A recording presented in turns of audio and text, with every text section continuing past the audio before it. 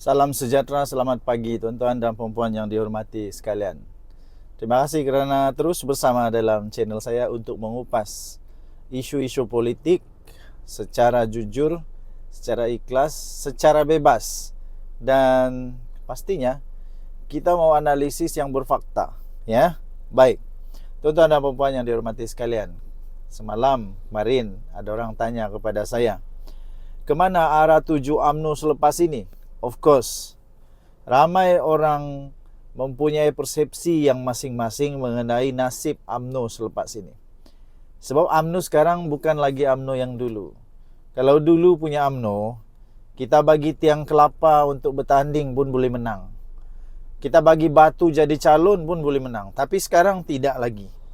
Dibuktikan pada PRU yang lalu, mereka tidak pun sampai 30 kerusi. Okey, jadi tuan-tuan dan puan-puan, tajuk kita hari ini, ke mana arah tuju UMNO selepas ini? Ke mana arah tuju UMNO selepas ini? Tapi sebelum itu saya ingin perkenalkan satu produk kesihatan. Ini adalah Transovector Advance daripada For Life Research Malaysia Sdn Bhd. Bagi anda yang memang ada penyakit kencing manis, gout, darah tinggi, 3 serangkai. Orang-orang tua tahulah 3 serangkai ni. Yang dah kena stroke, yang ada sakit buah pinggang, yang ada buasir, yang ada sakit kelemahan tubuh batin lelaki, perempuan yang susah untuk dapat anak, kanser, apa saja penyakit yang disebabkan oleh imun badan yang lemah, mari sama-sama makan Transovector Advance. Boleh meningkatkan sehingga 400 kali ganda kekuatan imun badan. Sudah dibuktikan secara saintis, termasuk dalam PDR. PDR adalah buku reference para doktor, termasuk di sana. Jadi dia sangat bagus. Okey, bagi anda yang betul-betul mau, sila telefon saya atau WhatsApp saya. Jangan SMS. Kasih telefon atau WhatsApp di nombor ini. Transovector Advance. Okey, baik. Kita teruskan. Kemana arah tuju UMNO selepas ini? Tuan-tuan dan puan-puan yang dihormati sekalian. UMNO, parti yang pernah menjadi tunjang kuasa Melayu dan teras pemerintahan Malaysia lebih 60 tahun, kini berada di persimpangan paling gentir di dalam sejarahnya. Soalnya sekarang, kemana hala tuju UMNO selepas ini? Tuan-tuan dan puan-puan, ini realiti semasa UMNO. UMNO kini sebahagian daripada kerajaan pimpinan Perdana Menteri Datuk Seri Anwar Ibrahim. Namun di sebalik kerjasama ini, sentimen akar umbi masih resah. UMNO yang dahulunya simbol kekuatan orang Melayu kini semakin hilang pengaruh di bawah tangan kuasa Bersatu dan PAS. Di PRN 2023, UMNO gagal memenangi hati rakyat, terutama golongan muda. Banyak kerusi tradisi mereka tumbang. Kenapa? Kerana rakyat melihat UMNO semakin jauh dari suara rakyat. Isu integriti, isu kepimpinan lama dan tiada naratif baru menjadi beban yang cukup berat untuk UMNO. Tuan-tuan dan puan-puan, mari kita lihat pula krisis kepimpinan dan dalaman. Tuan-tuan, Presiden UMNO Zahid Hamidi masih menjadi watak utama. Tetapi persoalannya, adakah beliau masih relevan? Ramai dalam parti sendiri mempersoalkan kepimpinan beliau, terutamanya selepas PRU 15. Tok Matasan ada karisma, tetapi dilihat terlalu berhati-hati. Ismail Sabri pula tidak dominan. Satu-satunya harapan untuk pemulihan bagi UMNO mungkin datang dari luar. Anda pasti terkejut, Khairi Jamaluddin ataupun Sharil Hamdan, jika mereka setuju bersedia untuk kembali dan diberi ruang. Tuan-tuan dan puan, jadi bagaimana jalan keluar UMNO? Apa yang UMNO perlu buat untuk bangkit? Pertama, tuan-tuan dan puan, UMNO perlu melakukan reformasi menyeluruh, bukan sekadar kosmetik. Pembersihan dalaman dari pemimpin, daripada pemimpin yang terpalit dengan kes rasuah dan naikkan pemimpin yang bersih dan progresif. Kedua, UMNO perlu kembali kepada suara rakyat. Jangan hanya retorik bangsa, tetapi realiti hidup rakyat. Kos sara hidup, pekerjaan, pendidikan anak-anak buktikan UMNO bukan parti elit, tapi pembela sebenar orang Melayu. Ketiga, bina semula jaringan akar umbi dengan program yang nyata dan menyentuh kehidupan. Gandingan orang lama dengan muka baru sangat-sangat penting. Tradisi dan inovasi mesti seiring. Tuan-tuan dan puan, dengan itu UMNO masih belum mati. Tapi kalau ia mahu terus lena dalam mimpi yang lama, rakyat tidak akan menunggu. Masa depan UMNO terletak bukan pada sejarahnya, tapi pada keberanian melakukan perubahan sekarang. Rakyat sedang melihat. Soalnya sekarang UMNO sanggup berubah atau terus hilang? Kalau anda rasa UMNO masih ada harapan, komen di bawah. Dan jangan lupa untuk subscribe untuk analisis politik Malaysia yang berani dan bebas. Kita jumpa lagi. Bye-bye. Salam sejahtera, selamat pagi tuan-tuan dan puan yang dihormati sekalian. Ramai orang bertanya, siapakah pengganti Hadi Awang yang paling sesuai, yang terbaiklah ya, untuk PAS dan Perikatan Nasional. Okey, saya ingin berikan beberapa analisis penting kepada tuan-tuan dan puan-puan, siapa yang terbaik ya. Okey, nama yang terbaik, calon terkuat, pastinya antara calon yang betul-betul dapat menggerakkan PAS dan seterusnya menjadi pemimpin yang setidak-tidaknya mestilah lebih baik daripada Hadi Awang. Ya, mesti lebih baik daripada Hadi Awang. Tapi sebelum itu tuan-tuan dan puan yang dihormati sekalian, bagi anda yang ada masalah sakit, penyakit kencing manis, darah tinggi, kolesterol, kanser, sakit buah pinggang, perlu cuci darah, buasir, susah mau dapat anak, semua itu adalah penyakit yang memang menyebabkan kita susah untuk hidup. Bagi anda yang teringin untuk sembuh, menguatkan tubuh badan, saya ada satu produk yang saya ingin kongsikan daripada For Life Research Malaysia Sdn Bhd. Ini adalah produk, nama dia Transfer Factor. Transfer Factor adalah produk saintis yang dapat meningkatkan imun badan sehingga 400% kekuatan tubuh badan untuk sembuh daripada penyakit melalui imun badan kita yang diperkuatkan sehingga 400%. Imun badan yang kuatlah yang menyembuhkan kita, bukan ubat, bukan juga apa-apa produk, tapi imun badan yang menyembuhkan kita daripada penyakit. Bagi anda yang ada masalah penyakit 3 serangkai dan sebagainya, anda memerlukan imun badan yang sangat kuat. Salah satu produk dia inilah Transfer Factor Reovida Stick. Okey, yang ini boleh meningkatkan tenaga kita. Okey, sila hubungi saya, nombor telefon di sini, saya akan layan anda. Kita teruskan. Calon terkuat pastinya Tuan Ibrahim Tuan Man yang telah menjawat timbalan Presiden PAS sejak tahun 2015 lagi dan kekal tiada cabaran sejak pemilihan pada tahun 2023. Menunjukkan bahawa ada sokongan dan kestabilan dalam kepimpinan beliau di dalam parti PAS. Beliau juga pernah memimpin strategi partis kepelbagaian iaitu DHPP untuk bukan Muslim. Menunjukkan keupayaan untuk mendekati lagi PAS kepada pengundi bukan Melayu. Seterusnya tuan-tuan dan puan, beliau juga terlibat aktif dalam isu-isu besar seperti isu ladang babi di air kuning, menunjukkan kemampuannya dalam berbicara isu rakyat secara praktikal.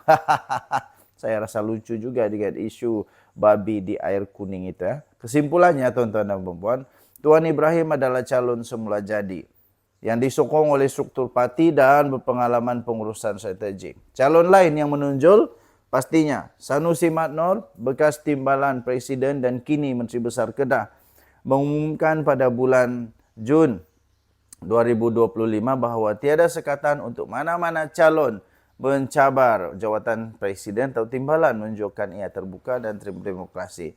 Dan beliau pula diterima dalam jentera di peringkat negeri seperti Kedah. Ini memberikan kredibiliti beliau dalam pentadbiran. Nombor 3 pastinya Ahmad Samsuri Mokhtar, naib Presiden PAS sekaligus Menteri Besar Terengganu sejak tahun 2018. Beliau dipercayai boleh menjadi pemimpin generasi baru sering dinamakan sebagai calon terbaik untuk PAS pada PRU. Menurut Hadi Awang semasa pengumuman calon PRU 15 yang lalu. Pendekatannya yang lebih teknokratik dan mudah mungkin dapat membuka pintu sokongan pengundi yang lebih luas. Jadi siapa calon yang terbaik, bro? Jadi calon yang terbaik jika kriteria penting ialah kekuatan parti, dalaman parti, penerimaan ahli dan kestabilan, maka Tuan Ibrahim Tuan Man lah adalah calon yang terbaik. Tapi jika PAS ingin bergerak ke arah peremajaan dan pendekatan teknokratik, nama seperti Ahmad Samsuri Mokhtar dan Muhammad Sanusi Maknur memberikan alternatif yang relevan. Jadi tuan-tuan dan puan, siapa pilihan anda? Sila tinggalkan komen. Bagi saya, pengganti yang terbaik adalah Ahmad Samsuri Mokhtar. Yang lebih educated. Bagi saya lah. Okey, kita jumpa lagi. Bye-bye. Salam sejahtera Malaysia. Denyut nadi suara rakyat bergema di channel ini. Isu sekarang ini yang paling panas ialah tentang pengampunan Datuk Seri Anwar Ibrahim yang dikatakan oleh Mahathir bahawa pengampunan itu tidak sah. Tetapi nampaknya ini adalah berita paling mengejutkan kepada Datuk Seri Anwar Ibrahim dan juga kepada Kerajaan Perpaduan. Adakah Datuk Seri Anwar Ibrahim akan ditangkap semula kerana tidak sah pengampunannya? Benarkah bahawa apa yang disebut oleh Tun Mahathir itu benar, ataupun itu hanyalah satu cara Datuk Seri Anwar Ibrahim dikenakan cuba digamekan oleh Tun Mahathir. Tapi sebelum saya terangkan lebih lanjut, saya ingin perkenalkan satu produk kesihatan daripada For Life. Okey, yang ini dalam bentuk sachet, tetapi ada banyak lagi bentuk dia dalam bentuk tablet, dalam bentuk kapsul dan sebagainya. Bagi anda mungkin yang mengalami penyakit kencing manis, darah tinggi, gout, kolesterol, apalagi katarak, sakit belakang, imun badan, semua penyebab kepada penyakit. Apabila imun badan kita tidak kuat, kita akan kena penyakit. Dengan For Life Transfer Factor, anda boleh sembuh dengan imun badan yang kuat. Apabila imun badan yang kuat, optimum, dia akan lawan penyakit dan boleh sembuh. Sekiranya anda tergolong dalam kalangan orang yang memang berpenyakit kanser, buah pinggang, hati, jantung, kencing manis, katarak, apa saja, anda boleh hubungi saya di nombor yang tertera. Saya akan berikan penerangan sebaik mungkin. Okey, kita teruskan. Tapi rupa-rupanya tuan-tuan dan puan-puan yang dihormati sekalian, sandiwara ini hanyalah sandiwara yang dicipta oleh Mahathir. Kerana menurut AGC, Mahathir sendiri hadir dalam mesyuarat itu. Ini daripada Jabatan Peguam Negara mengesahkan bahawa Mahathir sendiri hadir di dalam mesyuarat tersebut. Jabatan Peguam Negara AGC berkata, mengesahkan bahawa Perdana Menteri sebelum ini, iaitu Tun Dr. Mahathir Mohamad yang sudah tua, 90 tahun sudah, sekarang tahun depan dia 100 tahun sudah, entah dia lupa sudah kot. Dia kan kata dia mudah lupa. Okey. Dr. Mahathir sendiri hadir dalam mesyuarat lembaga pengampunan tersebut yang membuat keputusan mengampunkan Datuk Seri Anwar Ibrahim. AGC membuat penjelasan itu selepas beredar satu video yang sangat-sangat teruk. Saya tidak sangka Tun Mahathir sanggup bohong macam begitu. Saya tidak sangka Tun Mahathir ini pembohong dan penipu. Dia kata melalui dakwaan itu Mahathir berkata bahawa tiada mesyuarat berlangsung yang menimbulkan persoalan berkaitan kesahan keputusan yang di-Pertuan Agong Sultan Muhammad ke-5 sebelum ini. Adakah Mahathir pula cuba untuk fitnah Agong pada ketika itu? Come on lah Mahathir, come on lah. Kalau benci sangat dengan Datuk Seri Anwar Ibrahim pun, janganlah sampai tipu begini. AGC berkata mesyuarat Lembaga Persekutuan Wilayah Persekutuan Kuala Lumpur, Labuan dan Putrajaya ke-51 yang diadakan pada 16 Mei 2018 pada jam 11 pagi di Istana Negara Kuala Lumpur Mesyuarat lembaga pengampunan tersebut telah dipengerusikan oleh Kebawah Duli Yang Maha Mulia Seri Paduka Baginda Yang di-Pertuan Agong, iaitu Sultan Muhammad Kelima, dan turut dihadiri antaranya Yang Amat Berhormat Tun Dr. Mahathir sendiri. Nah, siap nama dia full lagi, Tun Dr. Mahathir bin Muhammad sendiri, selaku Perdana Menteri pada masa itu, menurut AGC. Pada Ahad yang lalu, pemimpin pembangkang berkongsi rakaman video kenyataan Mahathir yang tidak bertanggungjawab ini. Dia kata, yang antaranya berkata dia menandatangani dokumen berkaitan pengampunan Anwar tanpa mesyuarat lembaga pengampunan dan tanpa nasihat Peguam Negara. Saya harap Jabatan Peguam Negara mengambil tindakan sekeras-kerasnya kepada Tun Mahathir supaya dia tidak bohong lagi. Kalau memang betul mesyuarat ini ada, saya harap Jabatan Peguam Negara ambil tindakan sekeras-kerasnya. Peguam Negara juga memberikan pendapat bertulis mengenai perkara itu selaras dengan pasal 9 perkara 42 Perlembagaan Persekutuan untuk pertimbangan lembaga pengampunan.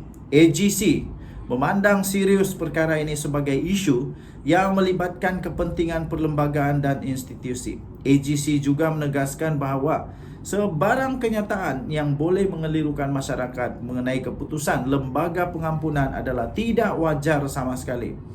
Tuan-tuan dan puan-puan yang dihormati sekalian, saya tidak setuju apa yang dilakukan oleh Tun Mahathir ini. Ya, walaupun dia memang Perdana Menteri paling lama dalam sejarah negara Malaysia, paling tua Perdana Menteri di Malaysia, tapi dia tidak berhak untuk memfitnah, tidak berhak untuk membohong, apalagi yang berkaitan dengan perlembagaan, apalagi yang berkaitan dengan di-Pertuan Agong. Saya benar-benar tidak setuju dengan perkara ini. Tidak kisahlah sama ada orang itu daripada kerajaan kah, pembangkang kah, kalau membohong tidak dibenarkan. Saya tidak setuju. Tuan-tuan dan puan-puan, kita berharap semoga tidak ada lagi Tun Mahathir nombor 2. Kita berharap semoga penyebaran video Tun Mahathir itu dihentikan segera, dan kita berharap semoga pihak-pihak yang berkaitan mengambil tindakan menyiasat Tun Mahathir. Kenapa dia cakap begitu? Kalau dia didapati bersalah, saya fikir sudah tiba masanya untuk kerajaan, untuk pihak berkuasa mengambil tindakan kepada beliau untuk jadi pengajaran kepada orang lain. Okey, tuan-tuan dan puan yang dihormati sekalian, sekali lagi saya ingin perkenalkan produk ini daripada Full Life Transfer Factor. Nama dia Full Life Transfer Factor. Produk ini memang sangat bagus. Sudah ramai orang yang mendapat kesihatan lebih baik, yang mendapat imun badan yang lebih kuat, lebih optimum dengan produk Transfer Factor. Okey, sekali lagi saya ingin jelaskan bahawa Full Life Transfer Factor bukan ubat. Dia adalah molekul imun yang menguatkan imun sistem badan untuk melawan penyakit. Okey, ini bukan ubat. Ada orang tanya, ini ada halal kah? Ya, ini ada certified halal daripada Malaysia, dan ini juga tuan-tuan dan puan-puan yang dihormati sekalian, sudah pun mendapat kelulusan daripada Kementerian Kesihatan Malaysia bahawa dia bukan ubat, tapi dia adalah suplemen yang dapat menguatkan imun badan sehingga 400% lebih baik daripada mana-mana produk yang ada di luar sana. Sila terus hubungi saya bila-bila masa. Dan Nadi Suara Rakyat bergema di channel ini. Jangan lupa tekan butang subscribe, like dan share. Bye-bye.